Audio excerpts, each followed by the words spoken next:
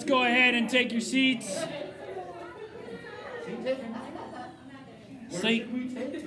Seats taken. Seats taken. Seats taken. Seats taken.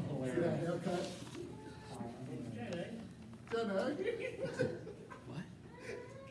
Awesome. Welcome, everybody, to Lynchburg Valley Church. We're so excited for everybody to be here. We've been studying out the book of Acts to go and be the church. It's not just a place you go on Sundays, but it's a body.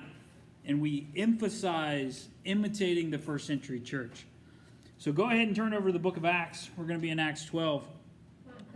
While you're turning there, I want to ask you a question. How do you feel, or what do you think, when you're expecting something to come? Whether that's your birthday, maybe someone surprised you,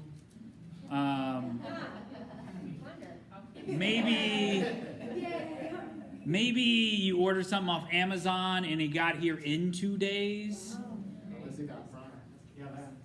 How do you feel when you're expecting something and it comes?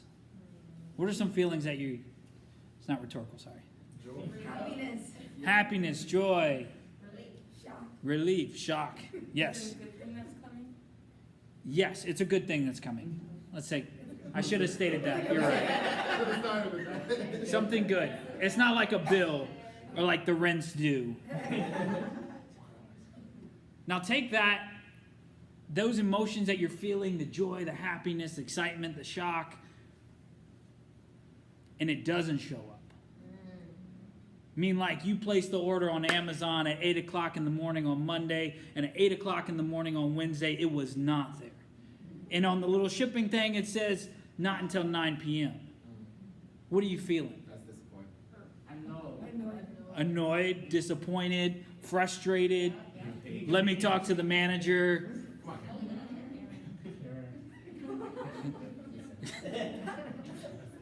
Yeah, these are real emotions that we feel. Today, what I want to talk about is expected. That's my point, sermon title, whatever you want to call it. Expected. Hopefully you guys are already in Acts 12. What to expect, we'll get into later, but expect it. In Acts 12, starting in verse 1, the Bible reads, "It was about this time that King Herod arrested some who belonged to the church, intending to persecute them. He had James, the brother of John, put to death with the sword.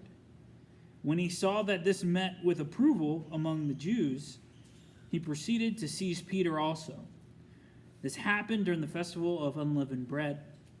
After arresting him, he put him in prison, handing him over to a guard by 4 squads or 4 soldiers each. Herod intended to bring him out for public trial after the Passover. So Peter was kept in prison, but the church was earnestly praying to God for him. The night before Herod was to bring him to trial, Peter was sleeping between 2 soldiers, bound with 2 chains. 2 chains? Sorry. And a sentry stood guard at the entrance. Suddenly, an angel of the Lord appeared, and a light shone in the cell.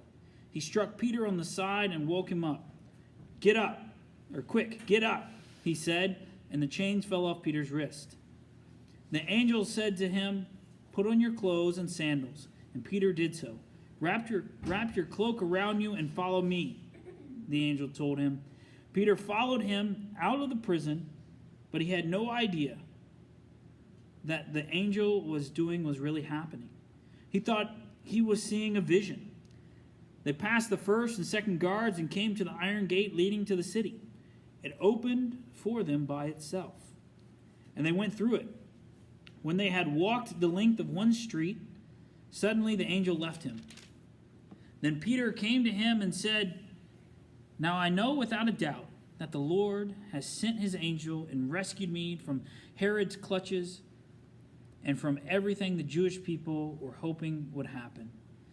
When this had dawned on him, he went to the house of Mary, the mother of John, also called Mark, where many people had gathered and were praying. Peter knocked at the outer entrance, and the servant named Rhoda came to answer the door.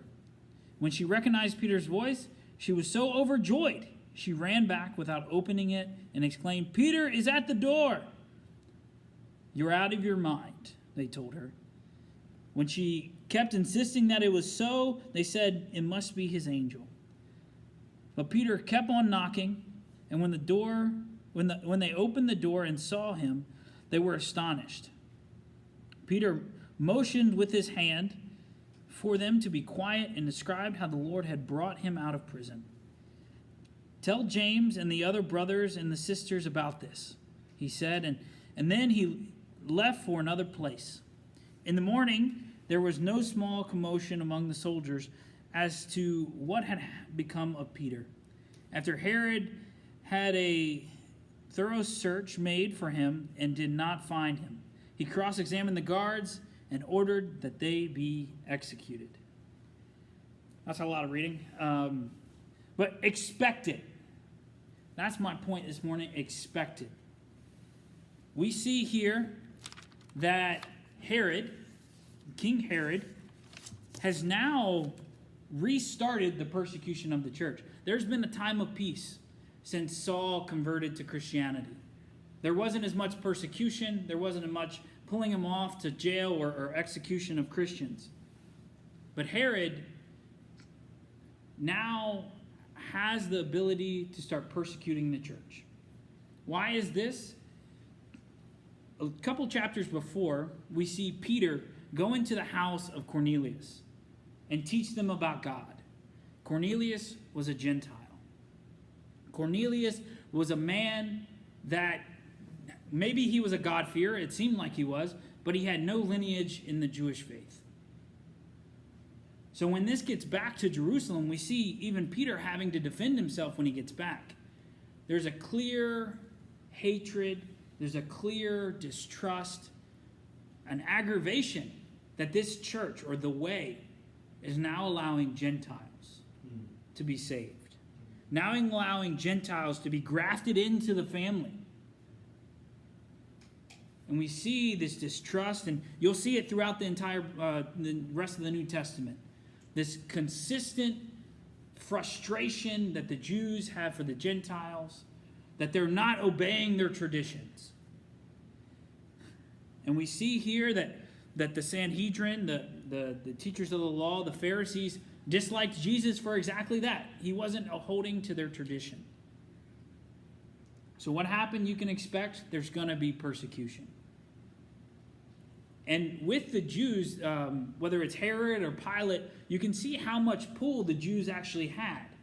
Specifically the leaders, the Sanhedrin, Sadducees, Pharisees, how much pull they had. Even when Jesus was on trial, Pilate wasn't about to kill him, but because of the crowd, he handed him over to be flogged and crucified. Same thing here. It's a very political play that Herod is making. You know what? If I want to be in power, I need to make sure that I have the appeal or the love from the majority. And in Jerusalem, the majority are the Jews. So what can they expect? Persecution. They can expect it. And it happened. First of all, they went after the apostles. You see James, son of Zebedee, one of the first conversions, was beheaded. Public execution. And you can expect it because even Jesus, in Mark 10:39, Jesus said to him that he was going to drink from the same cup that Jesus was going to drink from. So you can expect it.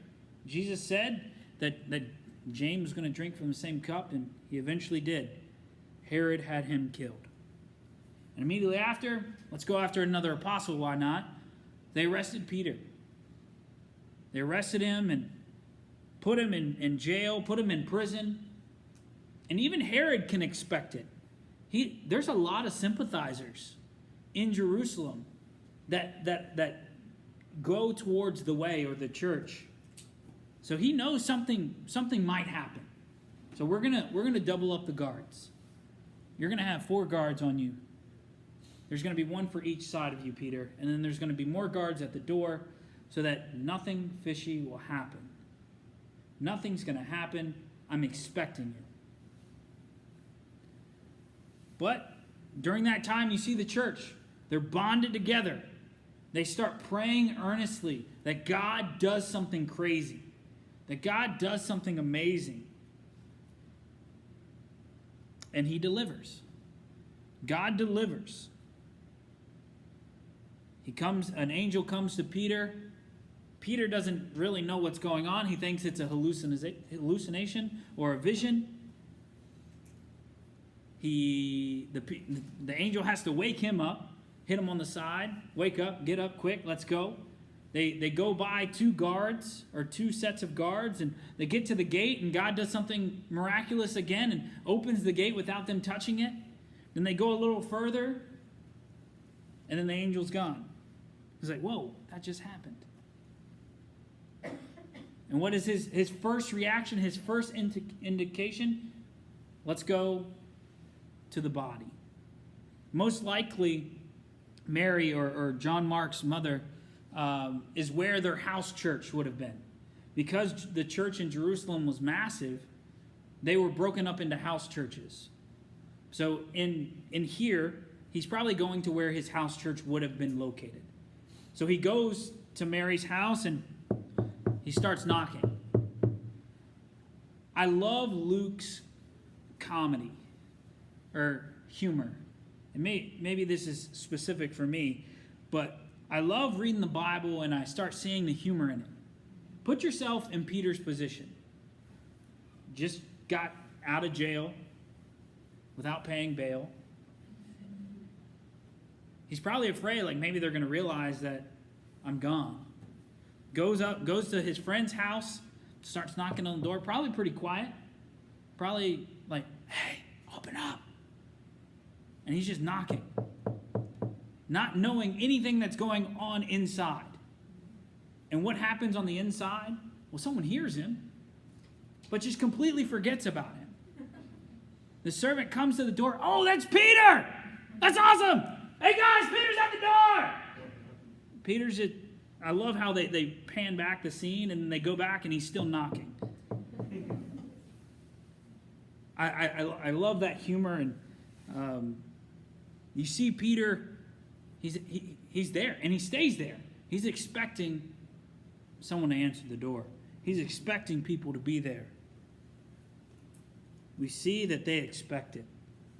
In all different ways, there's some type of expectation throughout this passage.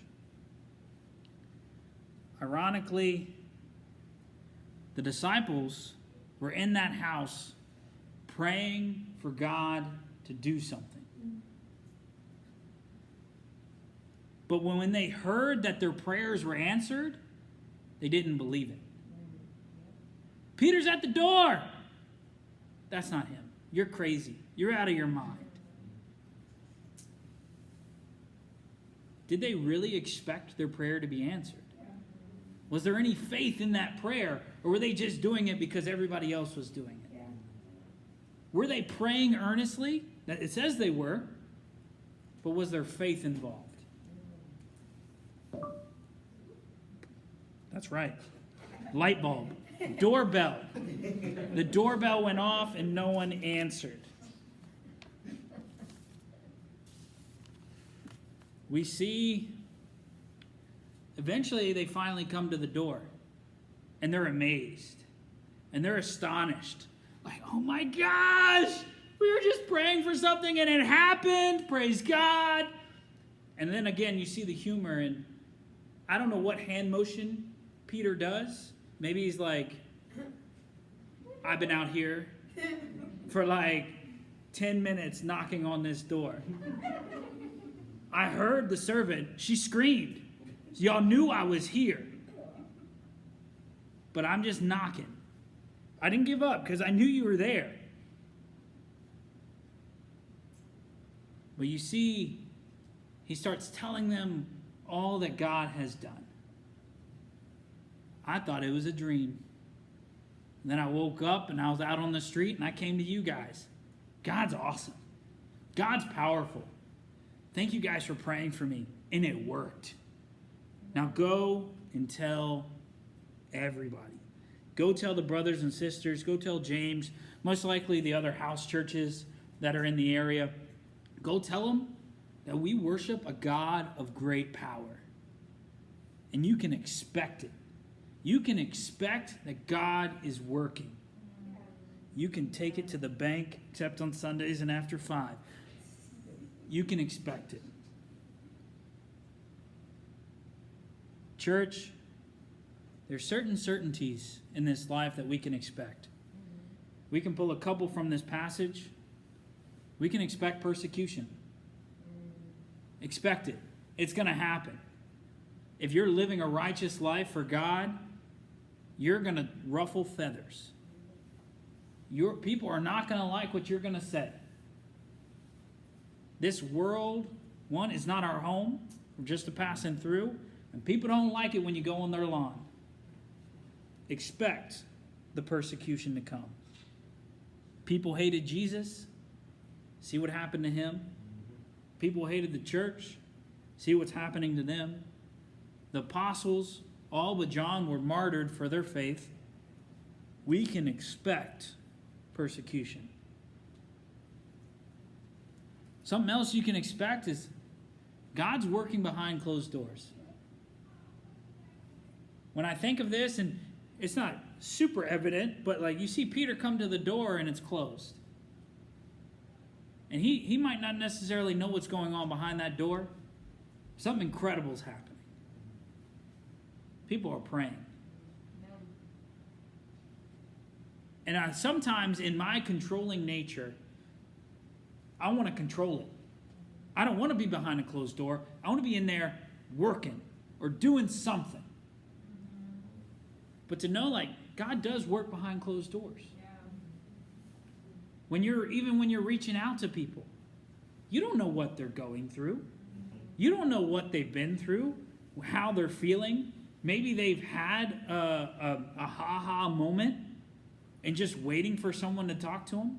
Maybe they've been hurt and they just need to be loved. We don't know what's going on behind closed doors. That's why it's so important we keep knocking.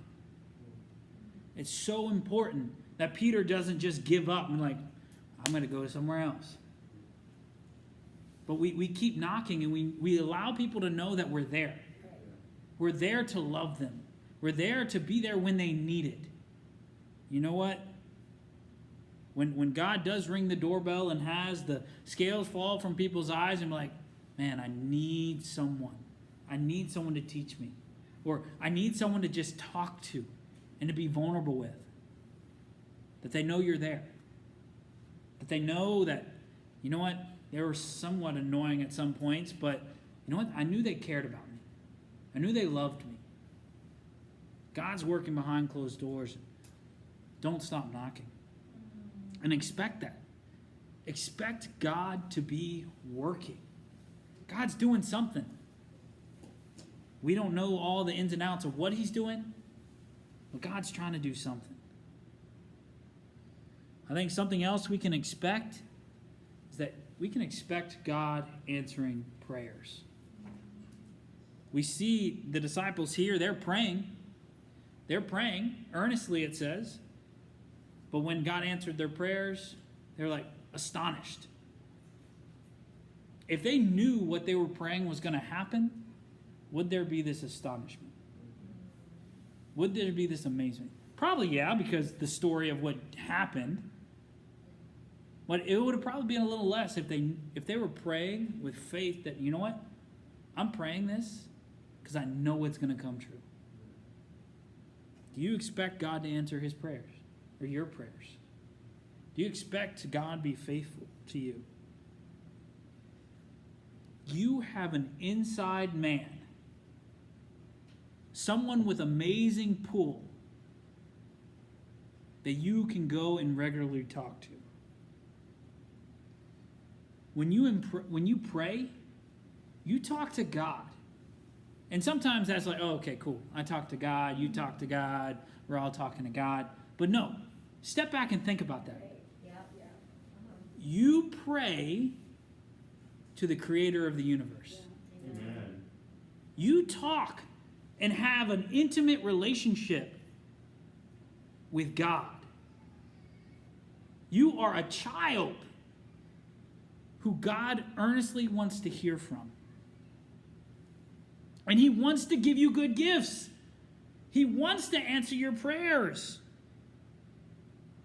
Do you expect him to answer those prayers? Do you expect it? Another part to that, though, is you got to be flexible. Because, yes, you might pray something, but just like a parent, he knows if I give you that, that's not going to help you. Right. You need to be flexible. And when you're expecting God to answer something or expecting God to work, be flexible that you can just go with what he's giving you. Peter probably had no idea what was going to happen, but he went with it. He didn't know if the church was going to barge in and kill the couple guards. But it was an angel. And he walked through random guards, and then the gate opened. He just went with it. I think expect God to answer prayers. But then be flexible for when it might not be exactly what you prayed for. Church, what are you expecting? Do you remember the promises that God has given you?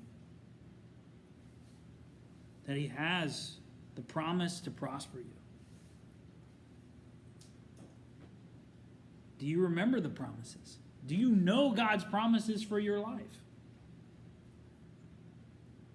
And do you expect God to stay true to his word? Church, we can expect persecution. Have you bought into this comfortable Christianity?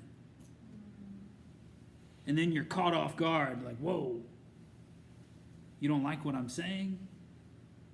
No, you can expect it. Have you grown tired of knocking? You know what? I have been reaching out to this person, trying to love this person since I became a Christian. And I've been giving to them and engaging with them, and I feel like God isn't working. Have you grown tired of knocking? I'm going to take my ball and go home. Have you lost faith in your prayers? Those impossible prayers that you've been praying since the day you became a Christian. I pray for my family to become Christians. I pray for my friends to become Christians. I pray for God to do something incredible in my lifetime. Do you need a reminder of who you're praying to? Do you need a reminder of how powerful God is? What you pray for is directly communicated to your biggest fan, to God, the one who loves you. Amen. Church, I would love to be up here and say, you know what? I expect all that. I'm perfect. But I think my tendency is I can be easily discouraged when I pray these impossible prayers, or I pray to God, like even moving here to Lynchburg, my impossible prayer was that we were going to move here and convert an entire church.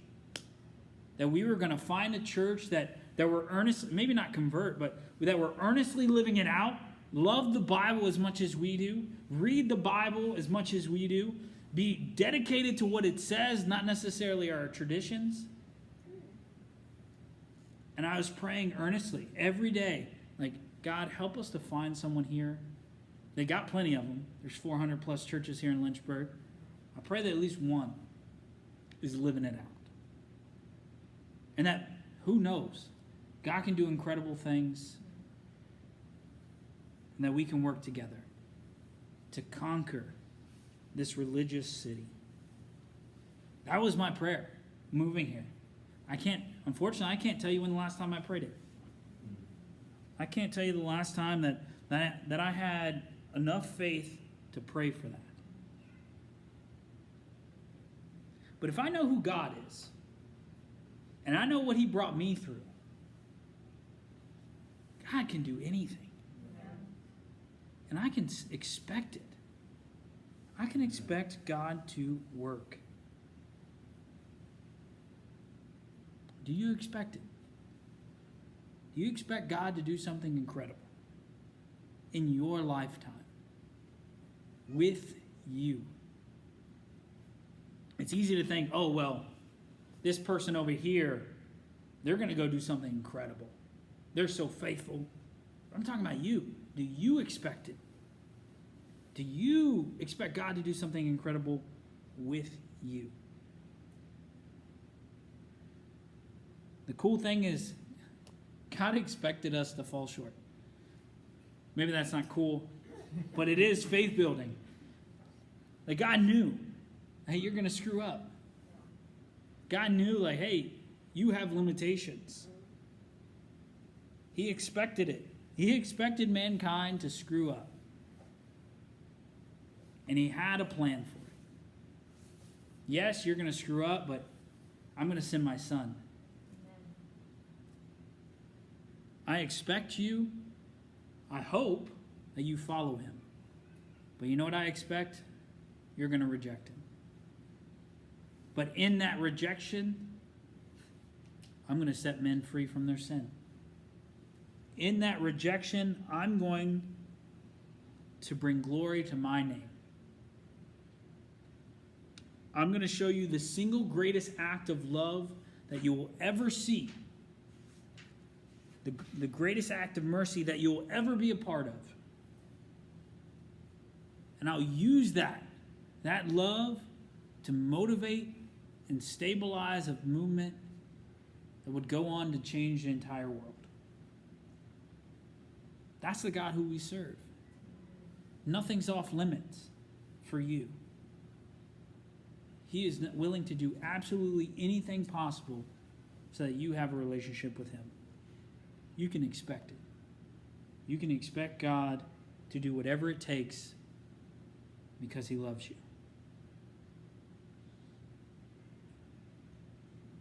Expect it.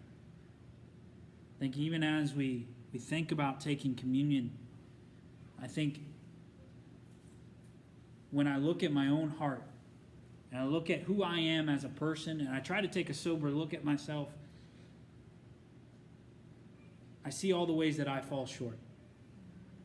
And all the ways that God promises different things to me that I can love like he loved.